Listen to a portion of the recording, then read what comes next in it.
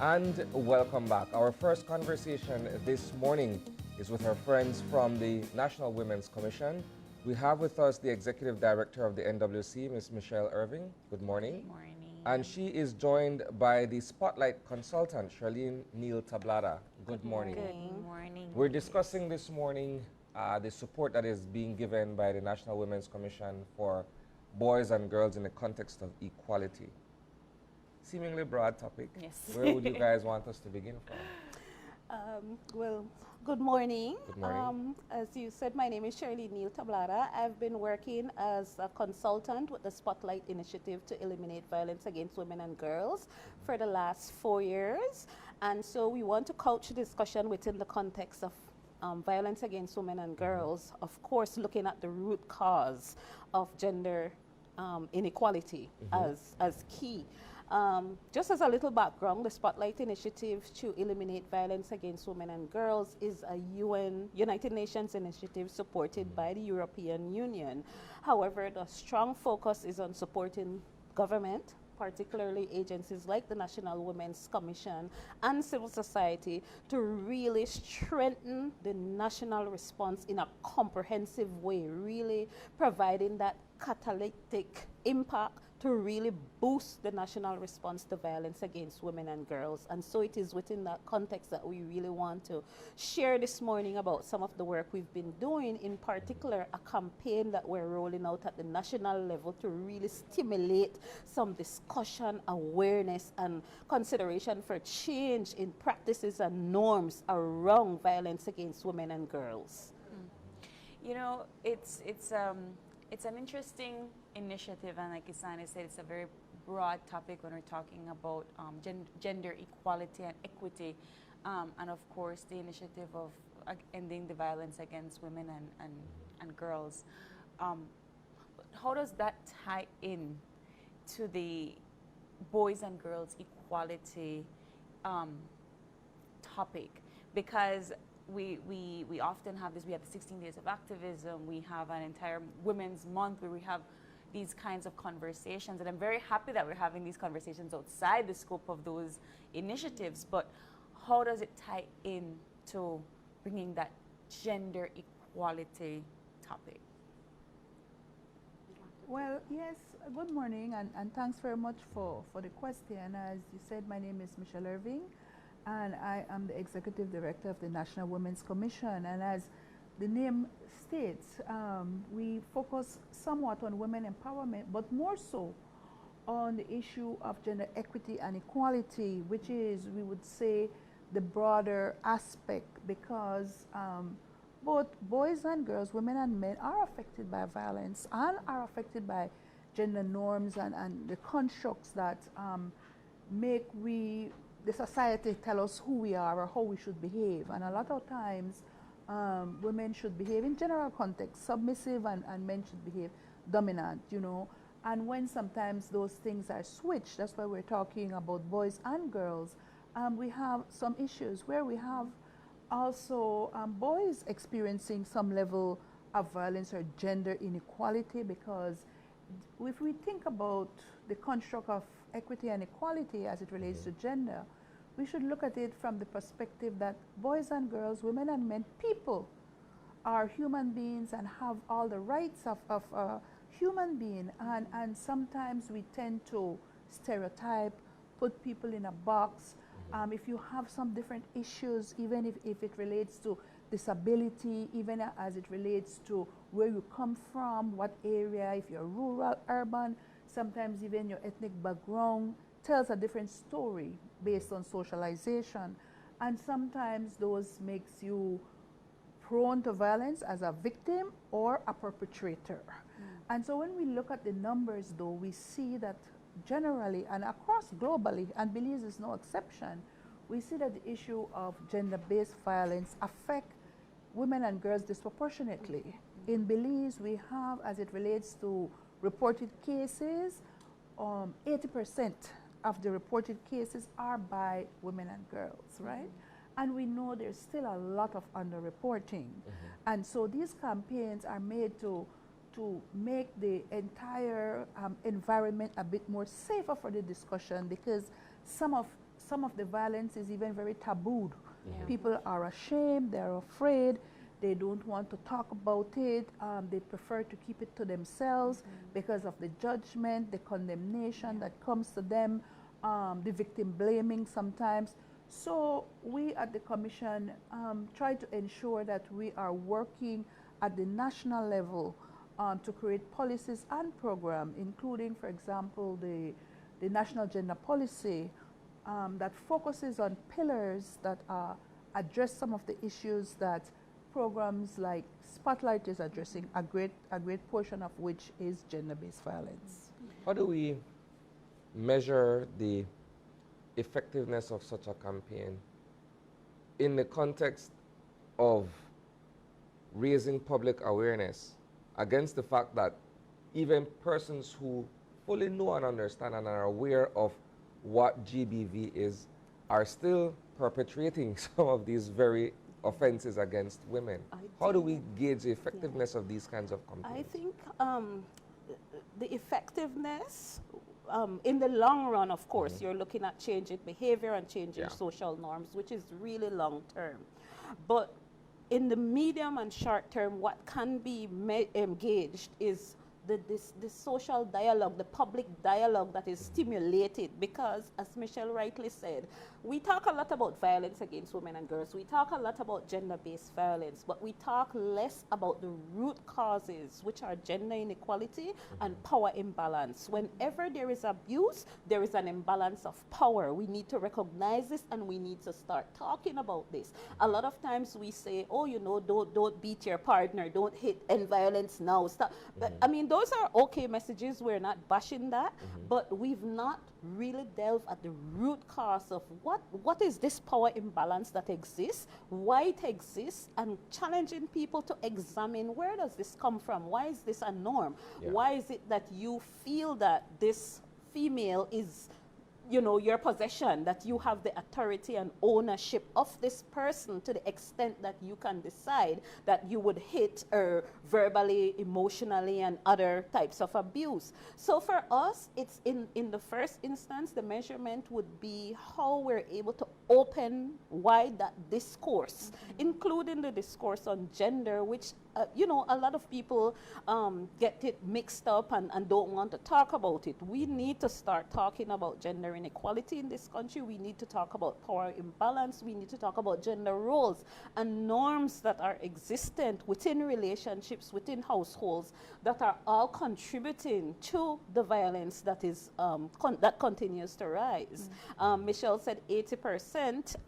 I mean, the exact figures in terms of what 2022 said was 87% of the cases were reported by women, while only 13% were reported by men. So it continues to be that women are the survivors or victims, while men are the perpetrators. So we really want to start talking about these things, because we're not properly addressing the root causes. Is there conversations in this line of putting these in a discourse in schools, and particularly in primary education, where every kid has to go to primary school, where these things are probably not taught, and of course it's not executed in the home?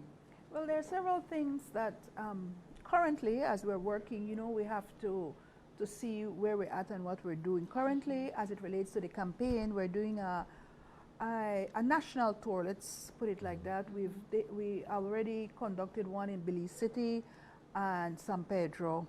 In terms of, we looked at the numbers for the year, for the beginning of 2023, and saw where the reported cases were highest.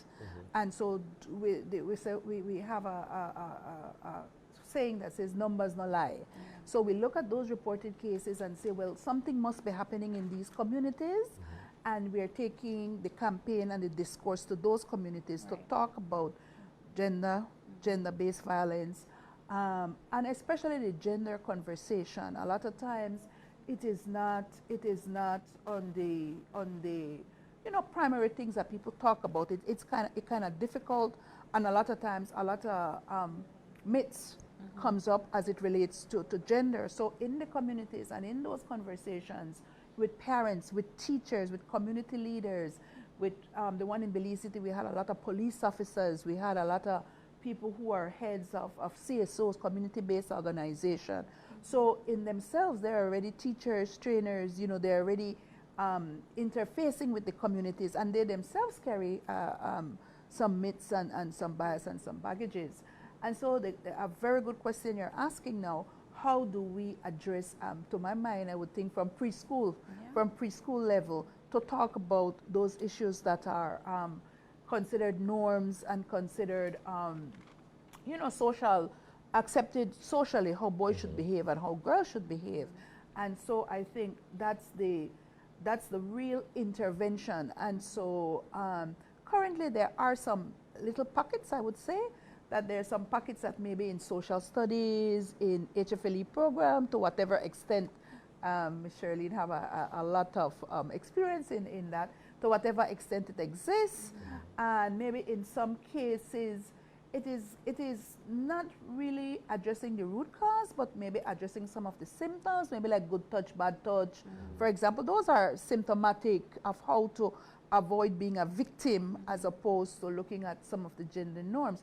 So I think we're slowly getting there. Right. And I think that the dialogue between the Ministry of Education and other partners is pretty much ongoing, where then we would be able to then develop an entire, you know, relevant program, especially when we do, and I would say a kind of assessment coming out of the community level, where parents are at, where community leaders are at, so that when we go back in those communities, those things would be supported because they would understand the need for it.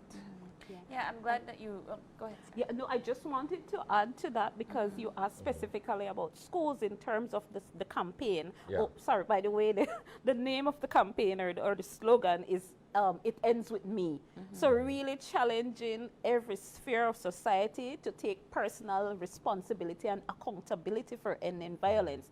And there are 5 specific target audiences. The school is one of them. And the key message in terms of the focus for the school is support girls and boys equally, to set goals, challenge gender stereotypes, and realize their dreams. It's a mouthful, but big because it's vast in terms of where you want the focus to be in schools. In addition to schools, another target audience is families, because, well, we know within households we want to stimulate that type of discussion and awareness. Community leaders and communities, workplaces, and policy and decision makers. And the campaign is designed in such a way that there are really strong communication assets designed for each of those target audience that will be disseminated in specific ways to the various target audience for which they were designed, to ensure that, you know, it's a multi-pronged approach and that we're not just focusing on one target audience, but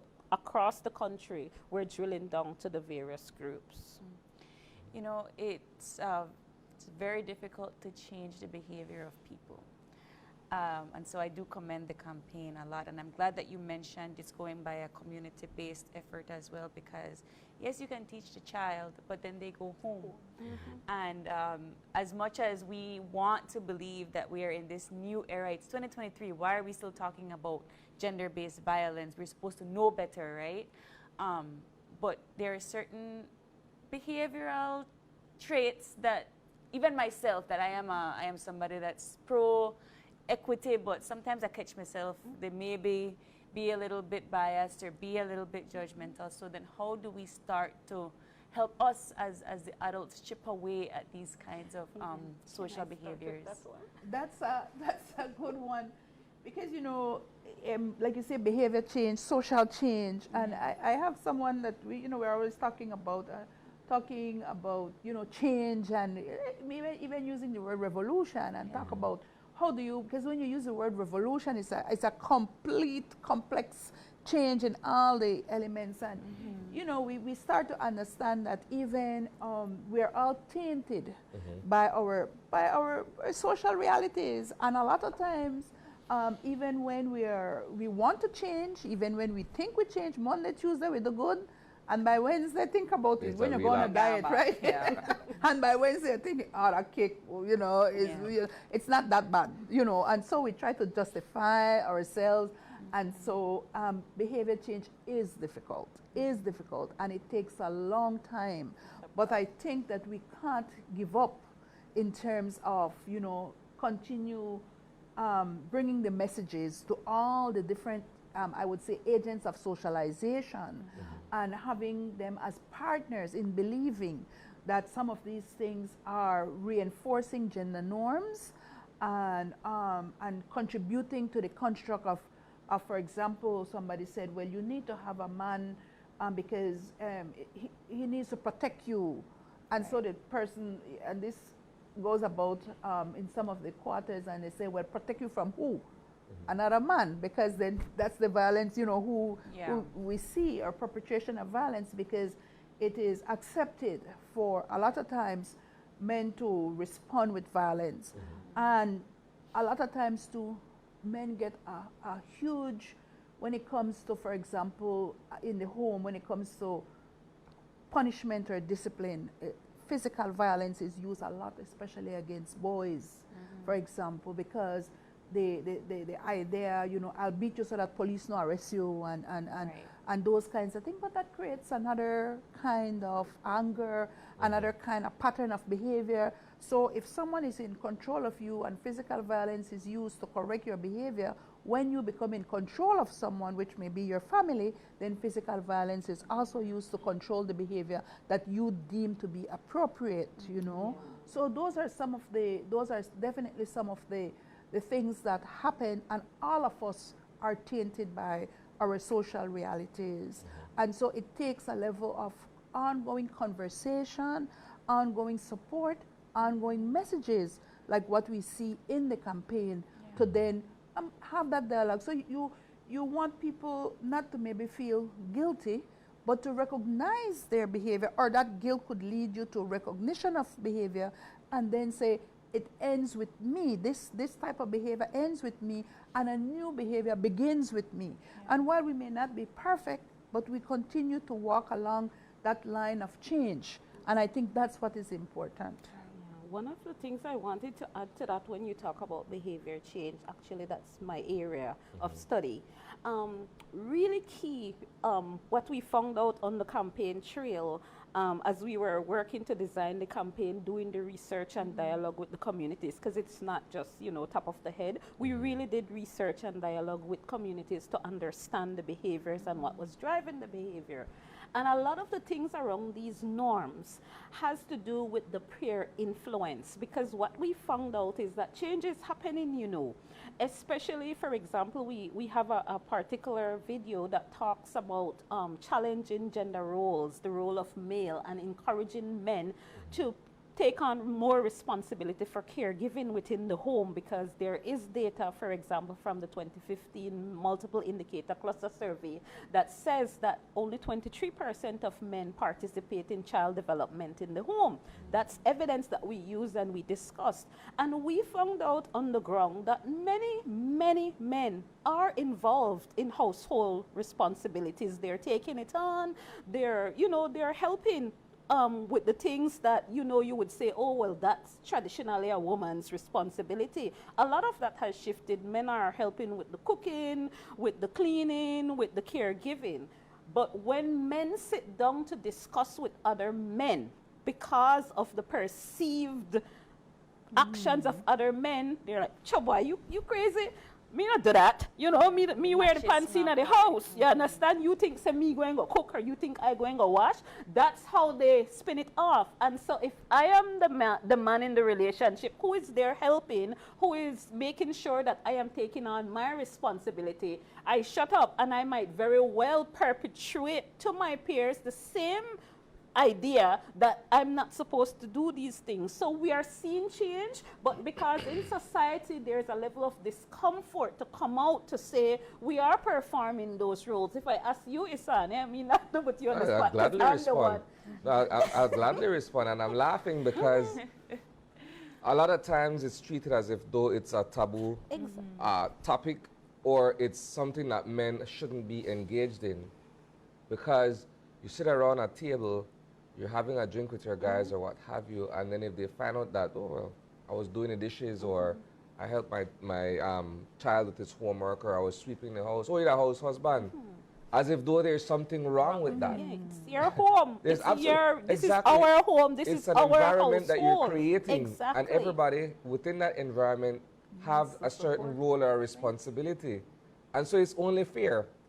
It's what is unfair is if, for instance, you have your spouse who is in the kitchen cooking, she still has to look after the children, and then you're expecting that your clothes are clean and the laundry has been done. That's unreasonable. Exactly, but see, we talk about power imbalance and inequality at the very core of violence against women and girls, because there are still many situations within this country where when a male comes home from working hard and there is no food on the table, or you know, the wife has not completed certain chores, or not just the wife, the partner, whoever within that home, they are subject to violence because there is an expectation, as opposed to having a conversation about how do we create that environment within our household where there's equality, where there's shared responsibility. And a lot of people are not having this conversation, and the minute you put the conversation on the table, yes, it becomes uncomfortable, and we go back to our deeply rooted behaviors and norms because that's the way that we were raised. I want to dig a little bit deeper before we come out of this rabbit hole, right?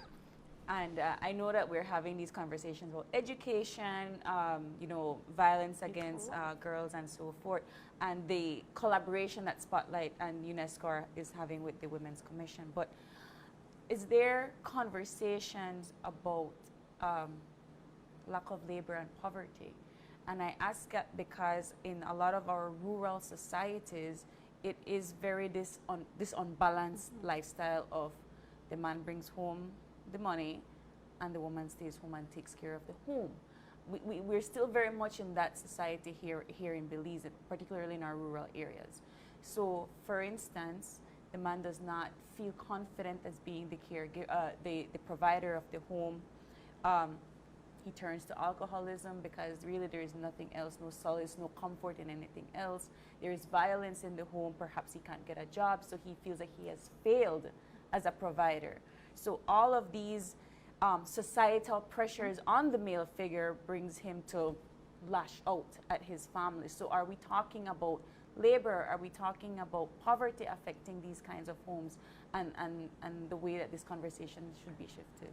I think that's why we're talking about gender equity and equality, because we say something that it happens along the intersections, and I think there's a lot of I would say preconceived notions that, especially when it comes to poverty, that those are the homes that are most affected in terms of violence. But we see that gender-based violence affect across the economic, you know, rich, poor, rural, urban. It's hard to, apart from the root cause as it relates to gender and some of these constructs, like you say, the men must be the provider, the women must do unpaid care work, which is work in the home, and so that is not supported. And so many times even maybe women and girls themselves believes that, you know, it's okay for them, for violence to be, I think in one of the mixed survey, that if they burn the food, if they not take care of the children right, if they do certain things, that it is okay for their partner to react in violence. And so violence is then normalized, it is then accepted within the cultural context, within the social context. And so this happens sometimes across the board, but a lot of times what we see is that the poorer communities, sometimes the poorer families have to turn to maybe the structures that exist. If you have a little bit more, you know, you could go to your lawyer, you could file for divorce, you don't have to visit, or you don't have to visit the, you know, maybe your family will come and get you. You may not have to go through the courts, you may not have to go to the police station, you may have money to get on a flight and move away, and those kinds of things. So a lot of times what we see is the poorer are those with less resources as it relates to the socioeconomic part of the society, is that they are the ones who have to rely on the systems and the reporting systems that are available to them. But I think violence are across the board. However, reaching down to that idea is also a gender construct. For us to say that, well, the man is the provider and the woman must be the stay-at-home person. And so if she is able to, one minute, if she is able to get a job, for example, in these kinds of, especially service industry, let's say the tourism industry, or those, the man don't feel comfortable because he feel that he is to be the one to provide, and then so that further perpetuates a kind of. But that's an outdated way of thinking. But it still exists. It still exists. An example is to be set in the household, right? If you're raising children, you have to have both parents working. When children see mommy and daddy they work, they see some level of equality at the very base of that. Regardless if daddy is a doctor and mommy is a teacher, the fact that they're both working, they're both gainfully employed, there's an example already being set there that the man and woman are on the same page insofar as labor, right? When you see parents engage in certain activities, for instance, right? For a farm. Yeah, the mother is inside the house cooking and cleaning, but the father is outside in the yard doing yard work, and they're seeing these kinds of examples, so they understand that they also have a role within that picture. When you have a lopsided scenario where it's only the man who is working and the woman stays at home, kids see that. They see that as, well, why is mommy at home and why is only daddy? Then we have bills. When you have bills where daddy's salary alone can't cover everything, then that's where you begin to have the frustrations. Then that spirals into something else. Yeah. Because then also, just one point, we have to think about, we have to look at unpaid labor, especially as it relates to whosoever is staying at home, taking care of the children. Because sometimes that decision is made within a family also. Yeah. That it is better that one person stay at home and support the children because maybe childcare is not adequate. There are many children. So you have a lot of children. You the ability to really make sure your children are safe is not adequate. So whosoever is at home though, taking care of the children, we have to recognize that that is also work. And that it's is a work. decision. It's a decision that is made by the family. consciously by the family. So And we it's have not- to respect that. So whether or not, and so this issue, even if we talk about house husband, because then now the idea that comes up, especially as it relates to how we popularize it in cultural music, the woman at the boss, that she run things, for example, that needs to be further clarified. It needs to be further broken down. Because when the shoes is on the other foot, you understand me? We believe that, well, that the man at the boss, that he run things, and then violence perpetrate on either side, whosoever at the boss, that the boss perpetrate, the person in control, perpetrate the violence. But how you say, well, man, that's good. She is able to bring in the money. He is able to support the home in this way. And so together they make their family, they make it work together. Yeah. You see? I really love that point, Mitch, because at the very beginning we talked about equality and power imbalance. And the reference that continues to be used, and we found this so much in the discussions in the community, is really the person that goes out to work and brings in the money has the power and control. And so if we remove that notion or that desire for power and control, and we start focusing on equality within the household, then the who brings in the money is not a factor anymore. This is what we need. This is the pot of resources we need for this family to function. And so it doesn't matter who brings it in. You know, this is how we're going to create our family, and these are the decisions we're going to make as a family. And we're not doing that. Really at the base, that's not happening, and that is why you're seeing a lot of what is occurring, including what you mentioned about that undue or unnecessary pressure if it is that a male ends up without employment or so on. I just want to wrap up this segment because I think that we're here talking about who brings home the money, who stays home, and we could cover so many different topics on this, but we also have this perception of being in the home or being a house husband or a housewife is somehow demeaning. and we don't take into consideration that it's actually an unpaid job. It is 100% a 24/7 employment that you're doing, staying at home, cleaning, cooking, making sure that the house is maintained. And we're still not talking about how much work is put into that. We're taking it on like if it's the lowest of the lowest kind of career, which is not. If you're a housewife, I give you my props because I'm not like Ian and I'm not going to do it, right? But it comes with a certain amount of responsibility that we're not giving that credit to as well. So I 100% support this initiative. I'm really hopeful that we try to change our societal norms in some kind of way and create something new for our generations to come. But we're out of time, Miss Charlene, Miss Michelle. Thank you so much for coming in this morning. I'm sure you'll be back the to talk. continues, The conversation continues. We're still in the rabbit hole. We never come out. But thank you, ladies, so much for your time coming in this morning. Thank you so much. Thank you. Thank you. Thanks, everybody, and thanks for listening.